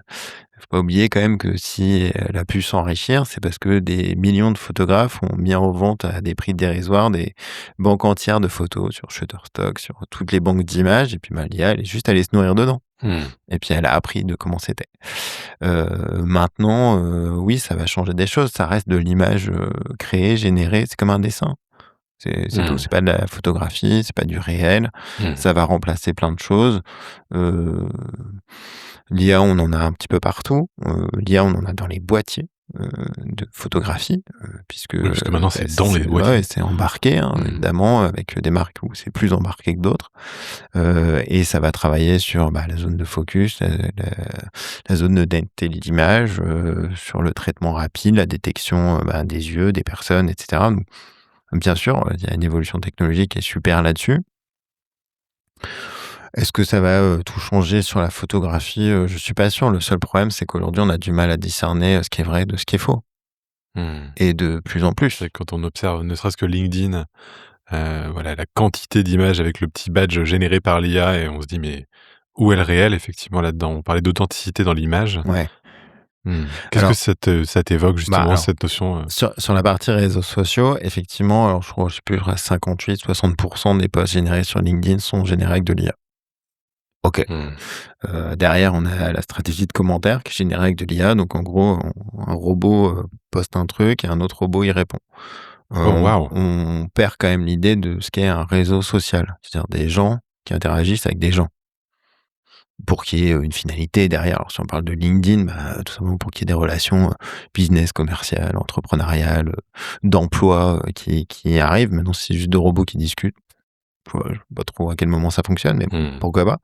Et après sur la partie visibilité, ben, si vous utilisez que de l'image générée, déjà, alors on sait en plus avec les dernières modifications d'algorithmes sur LinkedIn, que c'est pas pénalisé, c'est pas mis en avant, ce qu'ils Mmh. ont dit. C'est ils vont pas Ouais. pénaliser, mais ils vont pas mettre en avant non plus. C'est-à-dire Mmh. qu'ils vont aller chercher quand même, un retour à l'expérience, humaine, Ouais, quelque part. Ce qui détail de est taille. ouais, ce qui est quand même la base de fonctionnement de tous les réseaux sociaux, c'est que ce soit des humains qui fassent les choses. Mmh. Donc après évidemment, hein, c'est, le jeu entre ceux qui font tout à l'IA et les réseaux sociaux qui essayent de se protéger, de faire en sorte que, bah, l'humain reste quand même, à sa place, bah, c'est de pas se faire détecter.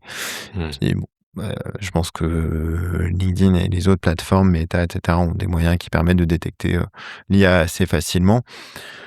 Est-ce qu'il y a un intérêt à ça, par rapport, voilà, si tu es, artisan, ici, sur la côte bretonne et que, tu vas chez Mmh. les gens, est-ce qu'il y a un intérêt à faire une fausse image de toi, plutôt que de demander aux photographes du coin de venir et de faire une vingtaine de photos qui te serviront bien et qui te montreront vraiment dans ton élément? Mmh. Je sais pas si tu y gagnes vraiment. En tout cas, là où c'est sûr, c'est que tu y gagnes pas en crédibilité. Moi, je vois des images passer, beaucoup sur LinkedIn et même sur les autres réseaux, de coachs à Dubaï, alors que Waouh! je sais pertinemment qu'ils sont à Perros-Guirec. Arrêtez. Tu De jamais coach allé à dans Dubaï alors qu'ils sont à Perros-Guirec? ouais, ouais, parce ils ont des images d'eux Ah avec, oui. des vues d'immeubles derrière, des trucs et ça change d'une semaine sur l'autre et dire Mmh. dans leur discours, Oui. c'est de dire, «On met l'humain avant tout». Ah bah non, faut être cohérent là aussi. Mmh, mmh mh.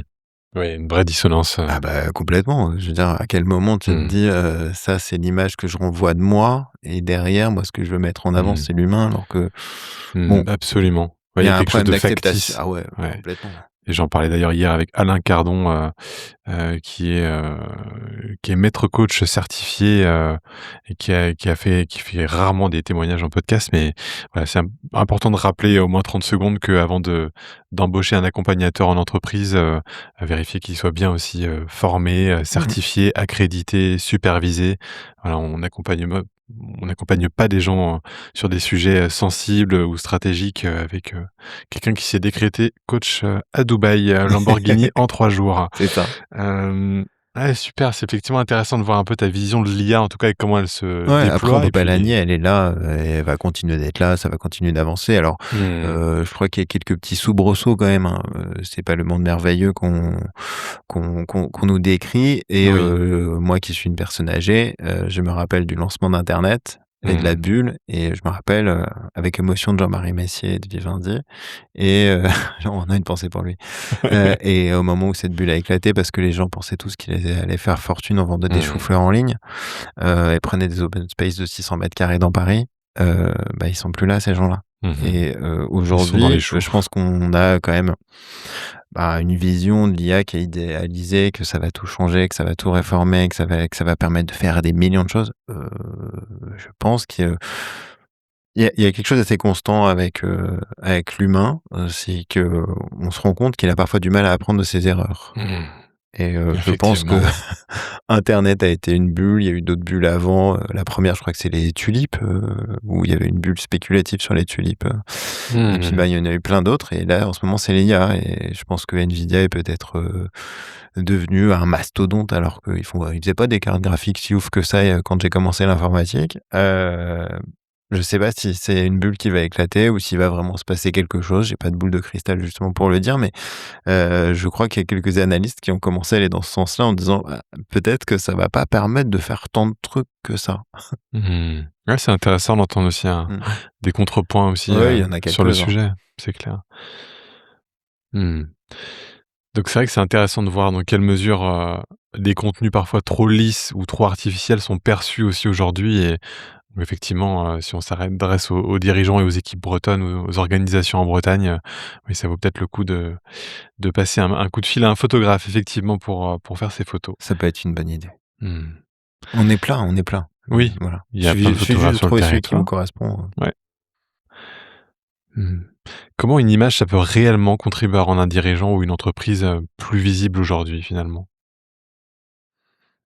Bah, alors tout simplement parce qu'il y a un écho qui se fait. On va vous parler de la photo qu'on a vue de vous, sur LinkedIn, sur Facebook, sur Insta, de la vidéo qu'on a vue de vous, elle était bien, elle était chouette. Puis des fois, il y a cet effet, hein, caisse de résonance des réseaux sociaux où, bah, ça peut s'amplifier quand même très, très vite. En quoi l'image va changer, c'est vraiment si elle vous correspond et c'est là où, bah, le côté, factice d'une image générée marche beaucoup, moins bien. Mmh. Parce que même si elle est très proche de la réalité, vous prenez l'œil et le cerveau humain pour ce ils sont pas idiots et tout de suite, il y a un truc qui fait que, il y a un petit moment, ce petit moment d'hésitation-là. Elle reste pas en mémoire, Non et ça on puis perd c'est en il y a confiance. vraiment un moment de gêne, de se demander à partir du moment où on se demande si c'est vrai ou pas, OK, c'est, 9 fois sur 10, c'est Mmh. pas vrai. Donc ça s'ancre pas pareil, c'est pas comme une vraie photo de vous qui vous montre, Mmh. et ça crée de la confiance tout simplement. Heu, Parce qu'on dit voilà l'algorithme va moins vous mettre en avant et cetera. C'est une vision, les réseaux sociaux, comment est-ce qu'ils fonctionnent et cetera. Mais on oublie juste l'essentiel. Mmh. L'essentiel, c'est que les images que vous produisez sont destinées à des personnes. On s'en fout que l'algorithme il la traite ou pas ou bien.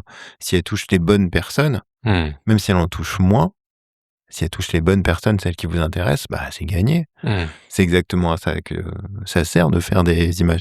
On va en produire bien plein, ce que je disais tout à l'heure, et puis il y en a quelques-unes qui vont rester, mais c'est celles qui vont être vraiment utiles. Mmh. Donc, c'est de trouver les bonnes, et là encore, après, bah, ça passe par de l'échange et de connaître les attentes des gens. Donc c'est toujours, l'humain qui revient, heu, au cœur.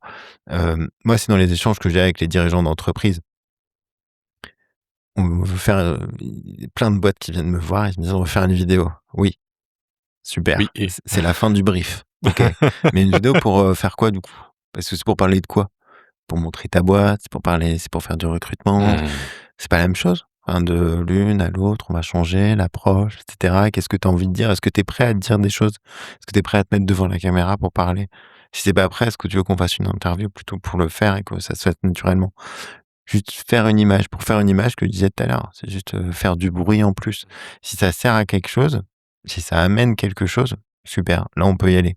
Bah, sinon, c'est un peu une perte de temps pour tout le monde. Mmh. Ouais, puis c'est ça et puis au fond, c'est vraiment là je me suis fait la remarque, c'est vraiment il y a des contenus qu'on voit, il y a des contenus qu'on regarde et c'est la différence Mmh, entre voir et regarder exactement. et prendre le temps justement d'entrer dans quelque chose de qualitatif, ouais. Mmh. Au fond, toi, qu'est-ce que tu cherches à révéler, chez les personnes que tu photographies? Ouais, c'est peut-être un peu prétentieux, mais j'aimerais bien révéler qui ils sont vraiment. C'est, Mmh. je veux que ce soit ça, qu'il y ait une honnêteté qui passe par l'image. Heu, dès que voilà, ce que je disais, tu vois? Dès que les gens te voient avec un appareil photo, ils vont poser naturellement. Bah, naturellement. Ils vont automatiquement poser et ce sera pas naturel et Mmh. voilà, Une hop, nuance importante aussi, ouais. je me mets comme ça, c'est bon? Non, bah, ça m'intéresse plus du coup. Comment Mmh. tu voudrais qu'on te voit? Mmh. Parce que c'est surtout ça. Les gens, ils se mettent dans une position de comment ils voudraient qu'on les voit. Alors que moi, ce que j'ai Idéalisation, envie, c'est de qu'on les voit comme ils sont mmh. et que ça on est là, si on prend les réseaux et pour, les entreprises, notre job à nous, c'est de faciliter la première rencontre. C'est-à-dire, tu arrives à l'hôtel, ben, la personne de l'accueil, tu l'as déjà vue sur les réseaux, tu as l'impression de la connaître. Le Mmh. contact, il est plus facile. «Bonjour, comment ça va?» Mmh. Le truc, il se met en place tout de suite. Tu arrives dans une concession automobile, tu le vendeur, tu l'as déjà vu, il a parlé de son truc, son machin et pourquoi est-ce qu'il de son expérience, de qu'est-ce qui l'a amené là, pourquoi est-ce qu'il vend cette marque-là. Tu arrives, tu le connais déjà un petit peu, Mmh. tu as facilité le contact. Donc c'est mettre vraiment Ouais. l'esprit des gens, ça facilite les choses. Ouais, c'est finalement tu crées du lien aussi à travers les Ouais. images, tu fais un pont aussi entre les êtres humains et c'est vrai qu'on arrive à la dernière séquence du podcast où on parle plus de relations humaines. Mmh. Heu, c'est aussi ma passion, c'est aussi pour ça que je fais de la photographie de rue pour, créer le contact. C'est un prétexte aussi pour parler aux gens de différentes cultures, différentes nationalités. Finalement, de ton point de vue, qu'est-ce qui nourrit, des bonnes relations humaines, c'est quoi un petit peu les ingrédients, qui te viennent spontanément? De ce qui nourrit les bonnes relations humaines? C'est pas simple ta question, dis donc. Heu, bah, d moi, je crois beaucoup à la cohésion, c'est le cas dans mon équipe, à l'autodérision, ça vanne beaucoup. J'adore. C'est, Gaël, Nicolas et Gabin, voilà, ils aiment bien, vanner le vieux, mais je leur rends, évidemment, je n'hésite pas. Je pense que les bonnes relations humaines, elles se font, vraiment quand il y a pas, de travestissement, quand on cache pas les choses, Mmh. quand on arrive à se dire les choses, honnête honnêtement, franchement, sans méchanceté. Je Mmh. déteste, parler de bienveillance. Je trouve ce Mmh. terme, il est utilisé, bah: «Ah, faut être Il est très bienveillant». galvaudé. Putain, j'en peux plus. Ouais. Je n'en peux plus de ce mot-là. Faut être, bienveillant, hein. Ouais, mais Mmh. qu'est-ce que ça veut dire? Ouais, ça veut rien Qu'est-ce dire. que ça veut dire? C'est, il faut éduquer les enfants avec bienveillance. Oui, mais qu'est-ce que ça veut bien Mmh. sûr, il faut éduquer les enfants, enfin, rien que dire la phrase ne veut rien dire parce que, bah, Mmh. enfin, par essence, Oui, qu'est-ce j'espère qu'on que tu éduques tes enfants avec bienveillance. mmh. Tu as pas envie de les tarter tous les jours. Enfin, Mmh. ça n'a pas de Oui, sens. c'est ça. Tu as envie qu'ils soient heureux dans la vie et que ça se passe bien. Mmh. Bah, pour les relations avec les gens, bah, oui, il faut être un minimum, honnête, droit et bienveillant. Et puis, bah, il y a des gens qui ne le sont pas. Bon, bah, quand tu t'en rends compte, tu zappes ces personnes-là et puis ça va mieux dans ta vie. Mmh. Moi, ce que j'ai fait à un moment et puis, j'ai changé de vie, je me suis reconverti et puis, ça va beaucoup mieux. Mmh. Hem Mais je pense que voilà, c'est des les échanges, ils doivent être, francs. Je pense à la franchise, alors, est-ce qu'il faut vraiment tout se dire? C'est une autre question. Cohésion, Moi, on n'est pas obligé franchise, de tout se dire, ouais. mais ouais, la Il y a cohésion, oser la dire fran et d'oser le dire aussi, ouais, ouais. c'est ça, exactement. Faut savoir doser un petit peu, de temps en temps et puis ménager les susceptibilités. Mmh. Ça aussi, ça fait partie de mon travail. Mmh. J'en parlais avec un client tout à l'heure: «Tu oublieras pas de citer machin». Ah oui, c'est vrai, oui, oui, on ménage les susceptibilités et on fait attention à ce qu'on montre à l'image. Le même temps, les Mmh. quand il y a plusieurs intervenants, on fait attention.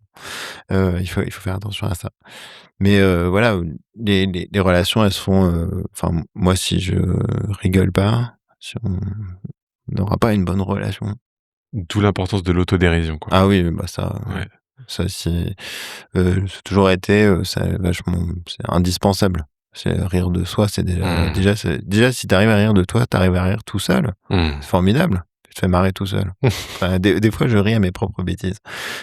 Donc heu, donc c'est pas mal et ça occupe une bonne partie de ma journée et donc je suis très content. Donc quand les autres rient, de moi et ou avec moi, bah, super. Mmh. J'en parlais avec 2 dirigeants de Concarneau hier, effectivement l'autodérision, à quel point ça peut être un outil, une innovation en fait du quotidien presque, Mmh. d'arriver à mettre ça dans les équipes. OK. Et à contrario, qu'est-ce qui détruit les relations humaines de ton point de vue? Oh, beh, je pense que c'est trop de superficialité, hein, on veut absolument paraître. C'est le pendant des réseaux sociaux, hein. Mmh. C'est, la vie idéalisée d'Instagram. Tout va super bien tout le temps. Tout est merveilleux et je passe des vacances exceptionnelles, mon travail est formidable. Il y a, beaucoup de bullshit qui se raconte, en permanence et cette posture-là, alors je suis pas médium ni rien, mais des fois ça se voit quand même, hein, quand Mmh. les gens ils racontent n'importe quoi et ou qu'ils essayent de ou pire, qu'ils sont convaincus que c'est vraiment, Oui.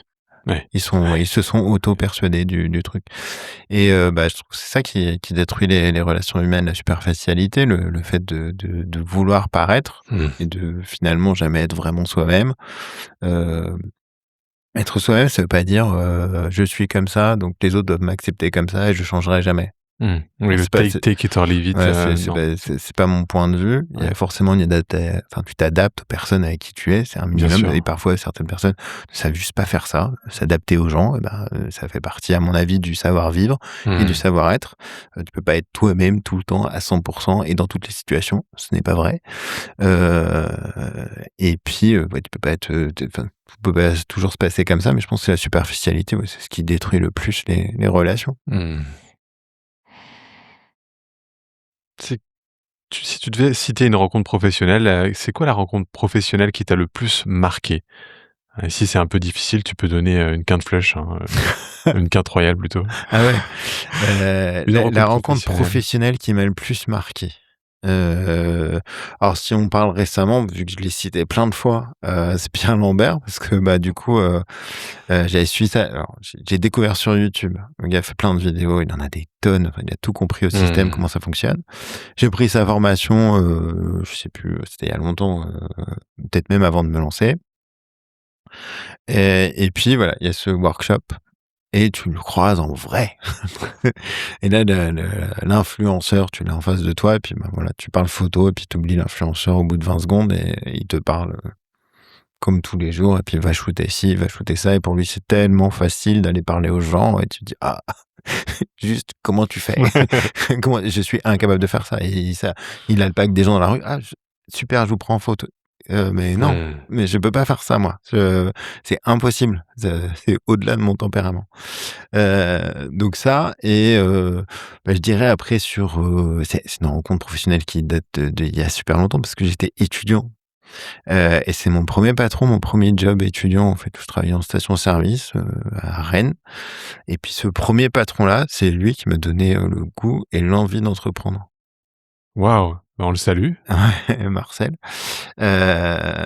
Et bah, Salut Marcel. il tenait sa station-service. Moi, il m'a pris, voilà et puis, je Mmh. faisais les week-ends, je faisais les remplacements, les trucs, c'était cool, c'était un vrai job étudiant mais moi, ça me plaisait bien et puis, de discuter avec lui de comment ça marche une boîte et comment ça fonctionne et les jours bien, les jours moins bien et cetera et puis, vraiment avec de la reconnaissance pour ses salariés et là tu dis: «Il y a quand même, Mmh. voilà, pour qu'on quelqu'un à cette époque-là et de cet âge-là, c'était pas vraiment la tem le tempérament des patrons, Mmh. dans cette zone-là, quoi, hein. C'était pas vraiment ça. Lui était vraiment ça enfin, il était reconnaissant du travail de ses salariés et il insufflait ça. Mmh. Donc vraiment, moi, ça m'a donné envie, Ouais, derrière super. de me dire: «Pof, je vais me lancer, il y a un exemple à suivre». Voilà. Après moi, je me suis lancé, j'ai eu une première boîte et j'étais clairement trop jeune, pas préparé et tout ça et donc ça a fait un flop et j'ai été salarié après pendant très longtemps parce que c'était plus confortable et puis voilà, quand j'en ai eu marre, bah, je me suis relancé mais cette première re je jour de l'affection pour ce monsieur et voilà, pour cette première expérience, de travail et dans le monde de l'entrepreneuriat d'avoir été un petit peu heu, un exemple. Mmh. Comment toi tu fais pour préserver ton énergie dans ta vie justement de dirigeant, d'entrepreneur? Comment tu préserves ton énergie? Alors je sais pas où je trouve toute cette énergie, si certains se posent la question. Comment je fais pour la préserver? Bah, c'est les moments de pause, hein, tout simplement, hein. Il y a des moments où il faut savoir s'arrêter. C'est pas facile, hein. C'est pas facile de trouver, parce Mmh. que on a tous, enfin tous, non, peut-être pas, on a en tout cas, j'ai en tête, qu'il faut, l'équilibre vie pro, vie perso, qu'il faut ça c'est bon. La théorie, je l'ai. Ouais. La pratique, des fois, c'est compliqué. Mmh. Parce qu'on a envie de faire plein de choses, parce qu'une entreprise, c'est fragile, parce que, bah, il faut bien répondre à des événements et que des fois, ils s'enchaînent et que, il y a certains projets vraiment qu'on a envie d'avoir et puis, bah, ça force à travailler, beaucoup de jours. Bon, bah, c'est comme ça. Après, il faut réussir à trouver les temps. C'est aussi pour ça que j'ai une équipe aujourd'hui. C'est, Mmh. cet objectif-là, c'est de construire avec l'équipe un mode de fonctionnement qui va permettre de faire tourner la boîte et d'avoir des vrais temps de pause et d'avoir droit à des trucs fous comme des vacances, des choses comme Mmh. ça, des week-ends, même si, là, on attaque la saison des mariages, donc il y a pas beaucoup de week-ends. Mais c'est réussir à s'organiser, c'est beaucoup une question d'organisation. On est en plein dedans là, Mmh. en ce moment même. Donc la structure de l'équipe est en train de voilà, de se voir, se décider, de s'échanger Bien sûr.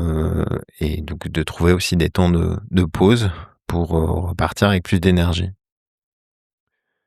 On arrive sur la fin du podcast et j'ai une question à te poser quand même. Si tu devais déjeuner ou boire un café, grain de sale, avec une personne que tu admires, réelle ou fictive ou qui est plus de ce monde, ce serait qui et pourquoi? Si je devais prendre, un café, bah, j'aimerais bien, bah, il est plus de ce monde, mais de rencontrer un un grand photographe, j'aimerais bien passer un petit moment avec Douaneau et de savoir, comment il a fait Mmh. tout ça. Ouais. D'où c'est venu, ces idées-là, dans les écoles, dans les rues, de partout, de faire des photos, partout. Ouais, j'aimerais bien discuter, un petit peu, avec lui, prendre un petit café, grain de sel du coup. Ah oui, il y avait du placement de Il y produit. a un petit placement de produit. Ah formidable. Je ne suis pas du tout sponsorisé, C'est mais j'ai reçu Olivier et Barraud avec qui on a OK. fait un super épisode. Ouais, donc Olivier Doineau, à qui, dans une vidéo, je lui ai piqué ce fameux, ouvrez les guillemets: «Est-ce que je peux vous tirer le portrait?» et qui peut détendre un peu Ah ouais, l'atmosphère dans la rue, c'est à ça, certains ça moments. marche bien. Ça peut être rigolo. OK. À qui est-ce que tu aimerais tendre le micro? S'il y avait une personne à qui passer le flambeau, comme un relais? Qui on à qui on pourrait passer le flambeau? C'est pas facile, j'ai plein de gens autour de moi. Qu'est-ce qui te vient? Qu'est-ce qui me vient? J'avais eu cette question par Gaël aussi, mais je crois que j'avais triché parce que j'avais écouté le truc avant et j'avais préparé une réponse C'est ça, les chefs d'entreprise, ils filoutent, tu sais, Mmh. tout le temps. On filoute tout le temps. Tu pas préparé? Non, bah, attends, tranquille, je te fais ça à l'arrache. Ça peut Heu, être un dirigeant, que tu admires ou quelqu'un qui pourrait fitter avec cet esprit de, diriger avec le cœur et pas seulement un tableur Excel, ce côté, ouais. bienveillant mais avec exigence. Donc voilà, pas le côté bienveillant, et complaisant justement de Bah, il y a eu plusieurs personnes parce qu'aujourd'hui enfin, ces derniers mois, j'ai gravité, dans la haute gastronomie et alors les gens qu'on a un emploi du temps, je pense, si tu arrives à avoir Nicolas Caro entre 2 interviews et ce sera compliqué. En revanche, voilà, j'ai travaillé pour le beurre de Vieux-Bourg, donc les équipes d'Éric de Sonis qui est juste à côté de Quintin. Et alors j'ai déjà enregistré un podcast vraiment avec lui, sur la partie entrepreneuriale, vraiment l'histoire, comment est-ce que ça s'est fondé. Et moi, ce que j'aime bien, c'est les valeurs humaines de cet homme et la mmh. façon dont son entreprise fonctionne et vraiment de l'affection que les salariés ont pour lui parce que, bah, il y a des valeurs humaines réelles. C'est pas du fake, c'est pas du greenwashing, c'est pas C'est du pas du bisounours. RSE, compatible, nin. Ouais. C'est vraiment, bah, c'est juste comme il est, quoi. Mmh. Et je trouve ça vraiment, c'est une belle aventure, avec, un beau produit, derrière, mais c'est une belle aventure humaine avant tout et avec des gens là, voilà, bah, c'était à eux, hein, on était à leurs 70 ans, à l'entreprise a 70 ans, Mmh donc mh, mmh mh. c'est quand même quelque chose. Mmh. Voilà, si tu devais, en interroger un, lui, ça serait pas mal. Génial, Il a une belle vision. Il faut juste lui trouver aussi un petit peu de temps dans son faut être le temps parce que flexible. dirigeant d'entreprise, avec quelques salariés, ça prend pas mal de temps. Mmh. Où est-ce qu'on peut te retrouver, François, pour celles et ceux qui ont envie de te contacter, de te suivre, de voir ton travail? Alors vous pouvez me retrouver, donc sur LinkedIn, beaucoup. On est présent, bah, tous les réseaux, hein, hormis TikTok parce que je vois pas la hype, sur ce réseau et ça m'intéresse pas. Insta, Facebook et puis on a un site internet, Donc VF Prod, VF Prod? vfprod.fr, ouais, exactement. Et puis sinon, si vous voulez boire un café, on est à Quintin. OK. Quintin, petite cité de caractère, dans le 43 coworking, juste au-dessus d'une magnifique librairie. Tout ça dans un bâtiment, assez atypique, hein, du 18e si je me trompe pas. Gilles, tu corrigeras si c'est pas bon. Et on a un magnifique jardin d'hiver en plein milieu de notre espace de travail, donc ça c'est assez cool comme endroit. On y est Mmh. plutôt, très, très bien. Ouais, j'imagine. Pour capter le matériau, 1er Ah ouais, c'est de la chouette, on a une belle lumière. lumière, le jardin d'hiver, c'est génial. Alors, c'est vrai que quand on veut tourner dedans, étant donné que c'est un jardin d'hiver, si vous y venez en hiver, bah, il fait un petit peu frisquet. Et puis en été, il fait un petit peu chaud, mais après tout le reste des bureaux sont à bonne température, mais la lumière est magnifique. Mmh. Qu'est-ce qu'on peut te souhaiter? On peut me souhaiter que tout se passe, bien pour la suite, que les projets se suivent et qu'il y ait quelques projets, passionnants dedans et bah, de belles rencontres. Je pense que c'est pas mal ça. En tout cas, pour moi, c'est une belle rencontre, François. Je suis vraiment ravi de t'avoir eu, sur le micro de Dialogue Humain. Merci beaucoup. Merci à toi. Merci d'être venu. Et merci à toutes et à tous aussi d'être, aussi nombreuses et nombreux à suivre Dialogue Humain et à faire vivre le podcast, à m'écrire en message privé, à me proposer des invités, à me faire des retours, positifs sur, ce que vous avez apprécié et voilà et à nous aider en tout cas aussi à monter dans les classements. Donc je vous invite aussi à évidemment à jouer le jeu des algorithmes si vous le souhaitez, hein, à aimer, à partager, à commenter, à vous abonner à la chaîne YouTube, à nous suivre sur vos plateformes application d'écoute préférée. Voilà, sentez-vous libre et puis on se retrouve très bientôt pour le prochain épisode. Merci encore François. Merci Vincent.